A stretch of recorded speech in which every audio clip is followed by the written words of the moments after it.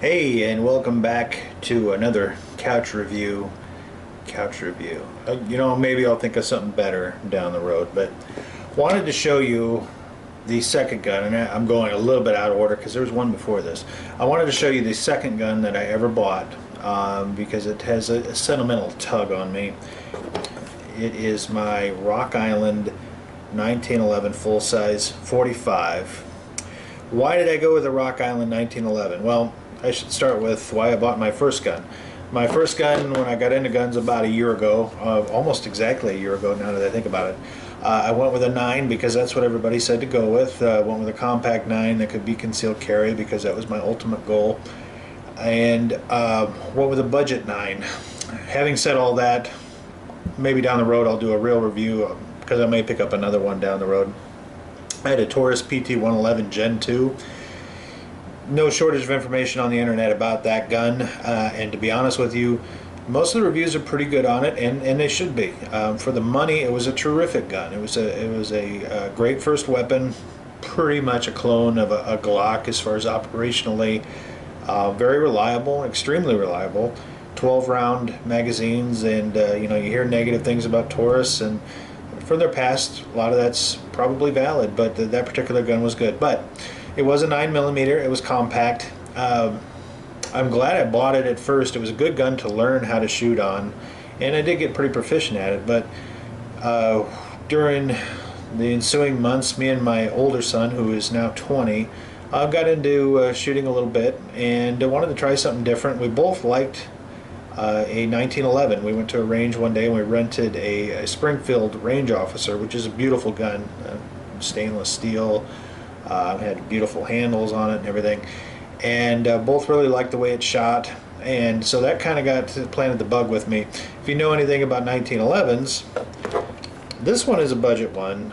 Rock Island starts anywhere from $400. You can get some better ones for $600–700 depending on what you want.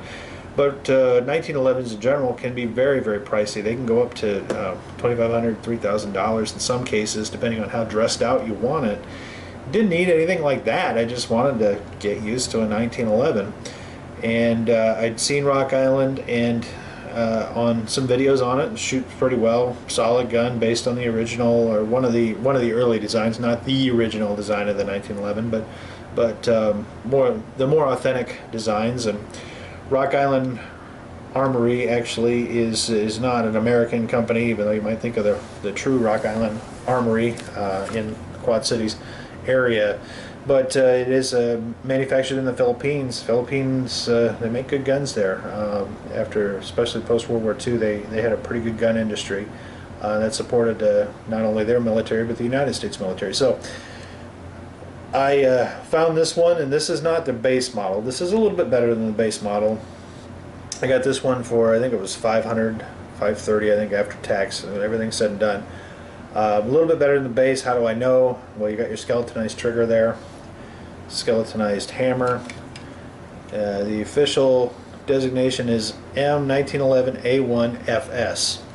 So I'm going to, first of all, note the mag is empty. I'll lock the slide back, take a peek at you, take a peek at the gun, and it is empty. So what did this come with? Well, it only came with one mag. I believe this is a factory mag. I have 3 now, so it's hard to tell. Actually, I don't think this was a factory mag. The factory mag sits really flush. This one does not. But comes with 3 mags. The good thing about this particular model is you can use pretty much any standard 1911 magazine 45 in it. So you have no shortage of magazines that you can get. I think the last one I bought cost $20. Not bad. It did also, came with a case, came with 1 magazine, and it came with a pair, actually was dressed out with a pair of wooden grips to begin with, smooth wood grips, nothing fancy. Gave it a little bit of character though, but it also had these rubber grips underneath. Since it is a standard size, you should be able to interchange any type of grips that you want with it. What doesn't it have that some of the better ones would have? Well, this one doesn't have adjustable sights, doesn't even have the dot sights. It just has standard iron on the front, and kind of the 3-dot setup. I don't want to point the gun at myself, obviously, but kind of a 3-dot setup, but without the dots. But it is 5-inch, very accurate. Once you get used to it, the dots aren't a big deal. It would be a big deal in a defense situation. I'm not going to say it wouldn't be. It'd be helpful to have that. But you got your standard beaver tail safety, your standard ambidextrous safety on the side, and otherwise very standard 1911 type setup there. One thing with the 1911 that I found out, I mean, it was used from 1911 until I believe it was 1986 when the Beretta M9, M92 type series took its place in the U.S. military. If I understand correctly, I think some Marine units still use a more compact version of the 1911. But one of the reasons that, well, a couple of reasons that it no longer was a standard firearm was the magazine capacity. I believe this is the 8-round. Actually, it is an 8-round magazine capacity. But the Beretta 92, 13, 15 rounds through that. That's a great shooting gun too. I don't own one yet, but I probably will at some point, or at least a variation of it. The other thing was, even though it's not difficult to field strip, in a pinch, it's not ideal to field strip. And since this is a traditional design, I've had some kind of interesting experiences stripping this gun to clean it. At least twice I've launched the front plug, and I'll show you.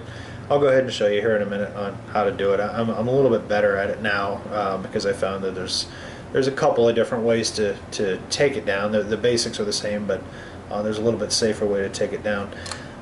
I'll go ahead and show you that.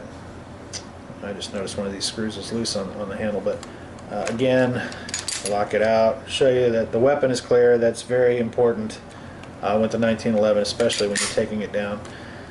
On the side here, I don't know how well you can see it with this lighting, but you have your slide lock. And there's a notch for the slide lock there, and then there's a little notch over here. And this may not be news for any of you, but the key is to get that slide lock back to the little notch, and then you press the back side of the slide lock and you pull out the lock, the handle, and that gets the frame off of the slide. Now here's the tricky part. Being a traditional 1911, you have your spring here, and it's locked in place by this little, I can't remember what they call that piece there, but it's like a little locking piece on the end. Yeah, I know, very, very scientific. I'm going to go ahead and do it, and it's a little easier now since I've taken it apart a few times, but you got to be very careful. If you're not careful with this spring, you're going to launch it, and I've launched it a couple of times. One time it landed in this particular lampshade. I don't know if you can see it over there, the top one. Yeah, it was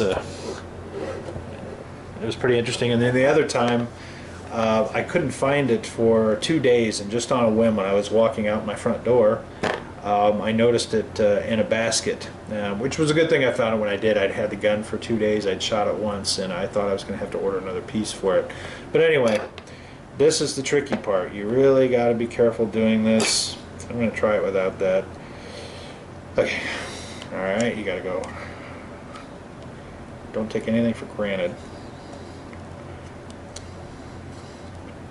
Alright, once you get this turned to the side, go up very slow. There. See, I got the plug out. And then this bolt, you got to twist it. Go one way or the other, and it'll come out. Very scientific, I know. Alright. Take out the guide rod. Barrel on this one comes straight out the front. And voila. Not terribly dirty right now. Could use a... Wouldn't hurt to have a little cleaning, I guess, but overall pretty good shape right now. But anyway, I'm not going to bother cleaning it at the moment. Maybe I should since I have it apart. But putting it back together, tricky for the same reasons. Just put everything back the way it was. But you got to be careful with that spring. Put the spring back over the guide rod with the plug on the end. And the spring too, one side of the spring is flat, the other side is not flat, it's a little wilder, and that's where the plug goes. I call it a plug, I don't know what the scientific name is. Alright, here's the not so fun part, making sure that it gets together, have that where it needs to be, go with what you know, and pray. And, okay, maybe I have to turn this to the other side. There we go.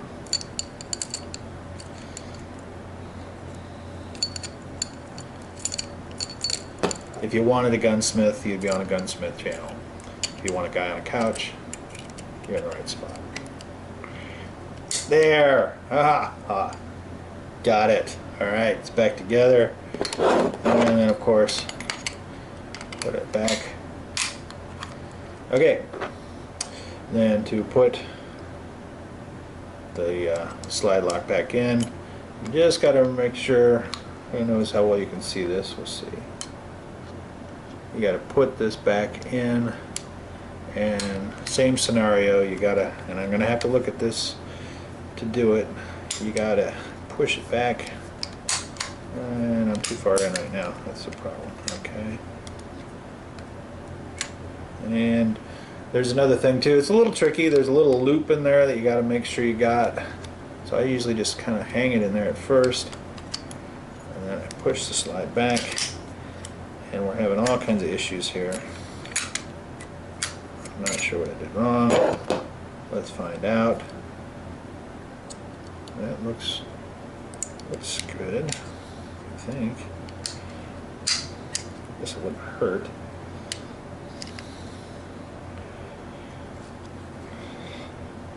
If it'll stay there, even better.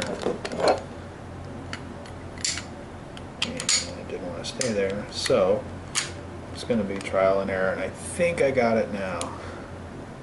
I think.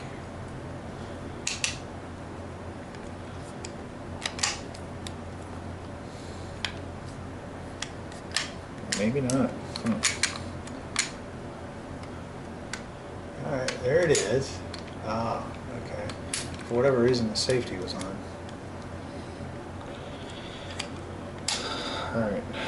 This looks good. Come on. Come on. Not sure why it's not going all the way back. There must be something I'm missing here.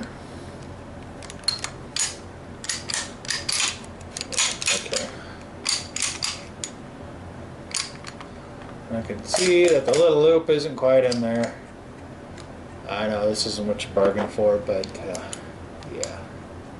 Aha! Alright. And trust me, it is trial and error getting to know this gun to begin with. But there, it's back together. Alright. Now, again, standard features. Beaver tail, this got the skeletonized hammer, mag release right there. How does it shoot? This particular gun shoots excellent. The 3-dot sights, if you're used to the 3-dot sights, you'll notice a difference to begin with. And like I said, it wouldn't be a great, this particular one wouldn't be a great nightstand gun because there is no dot sights. But the power is unmistakable. When you shoot this, it's not easy. It's not easy to find fault with why this was a military gun for a long time. It's understandable why it was a military, preferred military sidearm for a long time. It's very accurate, very powerful, fun to shoot, and you know, it just has a kind of a emotional tie to American history, I guess you could say, to really world history. There's so many guns like this. The Browning High Power was also designed by John Browning, very similar weapon, used in militaries across the world, still also a sought-after gun, and you might mistake the Browning High Power for a 1911 if you see it in movies or if you see somebody shooting it at the range. It looks very similar, but it's a bit more refined actually. It's a bit better in some aspects than your standard 1911. There's another gun called a Star BM9 that is all over the internet right now. There's a bunch of police returns all over the world. It was used in the Spanish, I believe it's the Spanish military for years and years. Looks very similar to a 1911. It is not, I found out, not really a direct clone. by any means, but it looks like it feels like it too. I've picked it up. I haven't shot it. I've picked it up a couple of times though. So anyway, would I recommend this? Well, for first 1911, absolutely. If you just want something to get used to a 1911, this isn't a bad way to go. It's you know, money-wise, it's fine. It shoots great, and you can get better Rock Island ones if you want. I look at it for what it is. It's my first 1911. Will I get a better one? Absolutely. Well, maybe within the year. We'll see. My 20-year-old son really likes this gun. Wants it to be his first gun. He's at a point he really can't have it with him all the time with his living situation and stuff, and that's okay. But I'm holding it for him. Do I shoot it that often anymore? I really don't. The only reason is you probably know the cost of .45 ammunition, even target ammunition, is a bit higher. And so I maybe put a couple hundred rounds through it a month, 100 to 200 rounds. I try. I've gone over a month without shooting it. In fact, I think I'm on a month stretch right now without shooting it. Still pretty dirty though. I also have picked up a 40 cal along the way, a Glock. And, you know, 40 cal is a little more expensive too, but it's still got a lot of pop to it. It's cheaper than 45. So as it stands now, my Glock 23 is my bedside gun versus this. You know, it's a little smaller too. So that's why I don't shoot it near as often. But I'm definitely going to get a better one somewhere along the way to at the very least add to my collection. You know, the only cons I have with this, I don't know. Like I said, the sights on this particular model aren't the best. And 1911s, I think it's an inherent thing with 1911s. You know, they were mass produced for a reason, so that they'd be easy to fix and easy to maintain. When you got a looser gun like that, it gets dirty. You know, it gets pretty dirty compared to some others. And yeah, the ammo is all involved. But you know, one thing, and I'm not going to say I'm a huge Glock guy. In fact, it took me a while to warm up to Glocks. But you know, Glocks are just engineered marvelously. I mean, they're put together pretty tight. And one thing I noticed with my Glock 23 is that it doesn't get that dirty. It takes a while for it to get pretty dirty. And I'm not shooting really any better ammo than anything else through it. So, you know, so if there's another drawback, maybe it's that, you know, it is a mass-produced gun, or it was intended to be that way, and it gets dirty fairly soon. But gosh, for shooting, for just having fun with, for a nightstand gun, if you want, yeah, it'd be great. A personal defense. I wouldn't. People do carry full-size 1911s. I understand that. Most of them carry compacts. If they carry 1911s, you know, there's different variations. Probably the most cloned and reproduced design in the world. You know, the SIG P238, I believe, is a 1911 clone. Kimber's got some great little compact 1911s, and it's for good reason. I mean, they're great shooters. They're very reliable. Heavier guns. Just on the way they're built. But you know, if you're looking for a nice starter, you know, 1911, this is a good way to go. There are other starter 1911s too, but I'll let you go shopping for that. This is the one I got.